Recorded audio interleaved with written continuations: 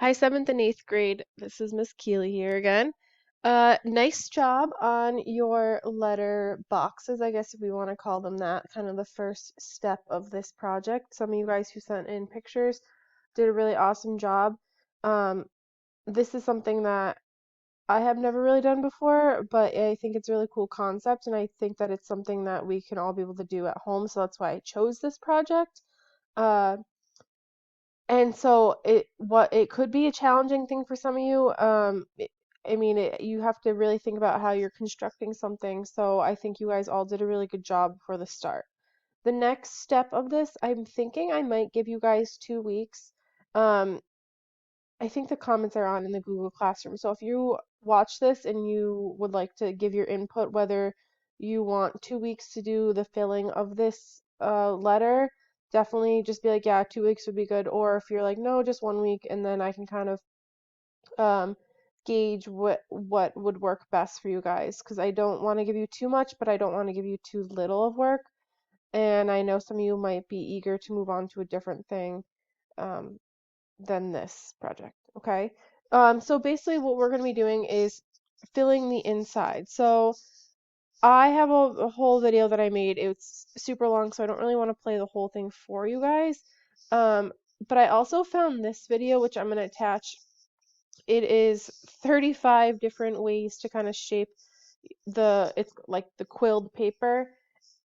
In the video, this woman uses this little like needle to roll and create like the shaped paper.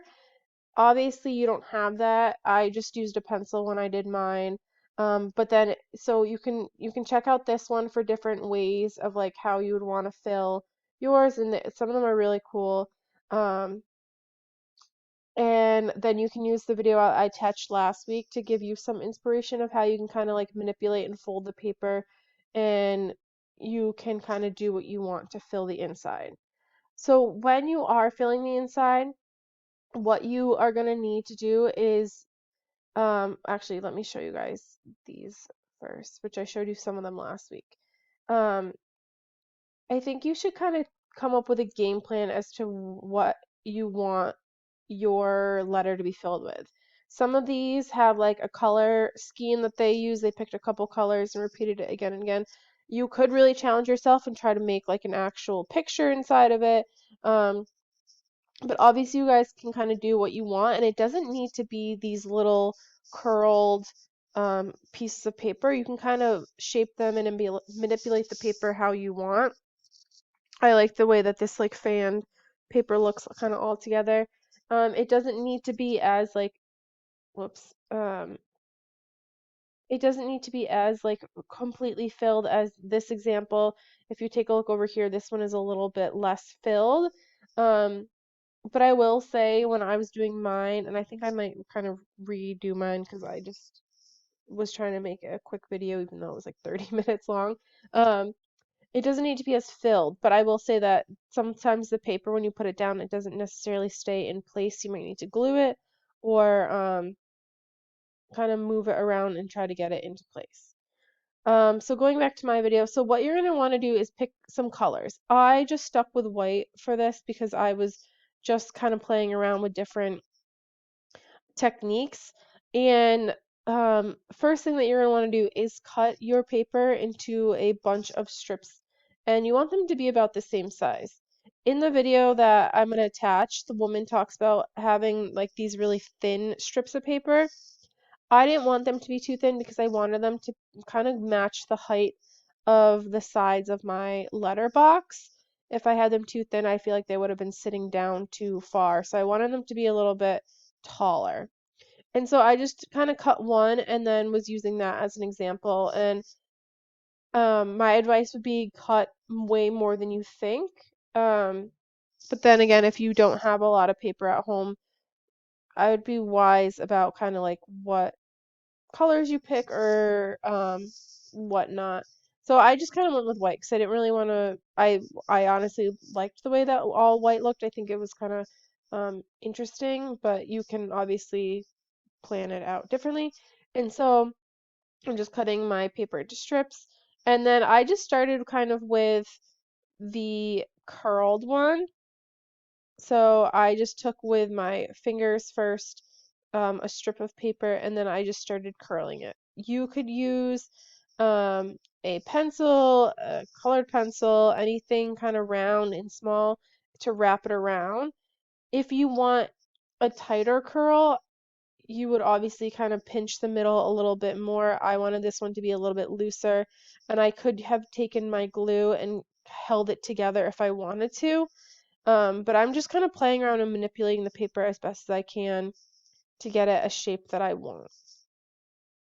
All right, and so I'm just kind of taking it from the middle because I'm trying to make a really tight spiral.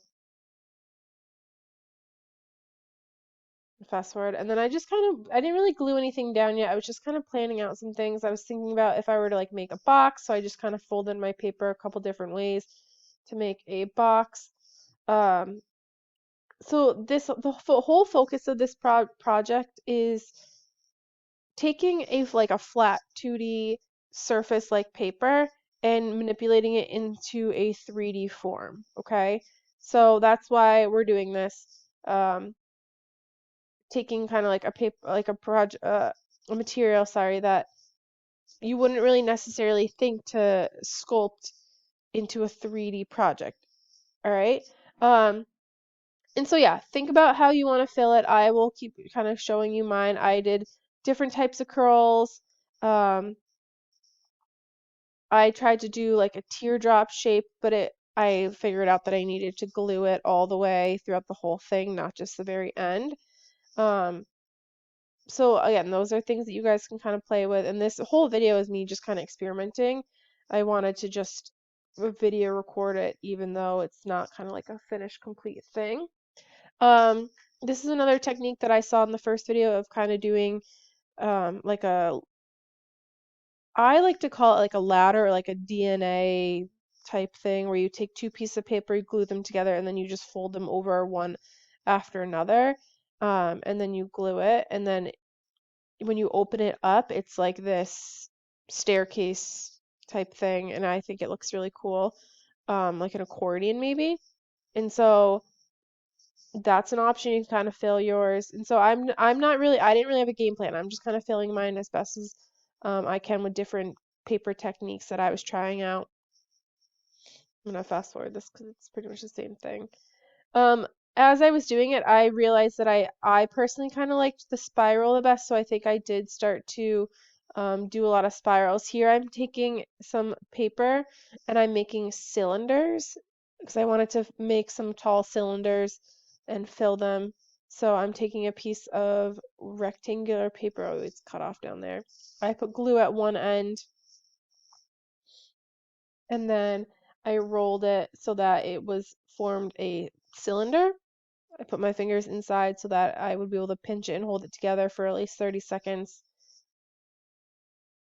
And then I cut 4 little cuts in the bottom. Wow, I was really not paying attention to how I was recording this, clearly.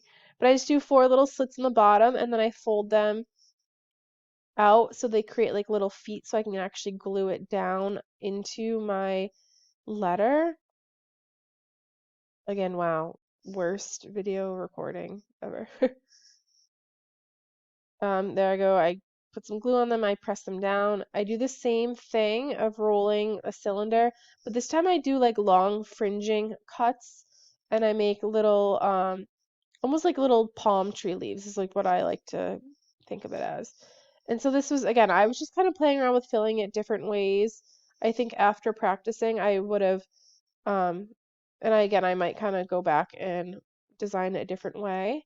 But yeah, test out before you do it kind of different ways. But again, this will take you kind of a while, so that's why I'm thinking I might give you guys 2 weeks to do this. You can really kind of play around with it. And this was kind of like my finished full thing, but you can see it's kind of like all over the place. I didn't really have a theme. I didn't really um, have a game plan. I was just straight up filling it with different paper techniques. So yeah.